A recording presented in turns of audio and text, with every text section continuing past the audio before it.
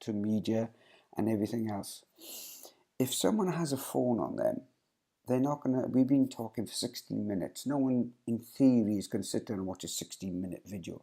So as someone who's just on the cusp of getting involved in this, do you think that you could give a meaningful message in about 90 seconds to 2 minutes online that someone would say, I want to know more? Or do you think that's impossible? Oh, yeah.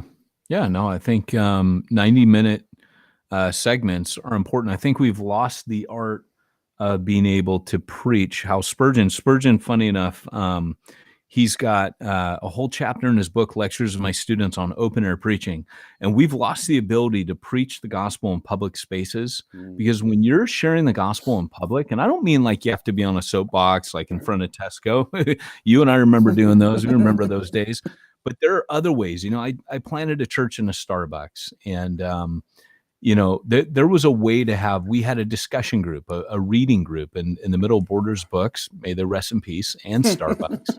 And, it was a way where we were able, to me, I applied everything I knew from Charles Spurgeon talking about open air preaching. Plus, I did do a lot of open air ministry on the streets.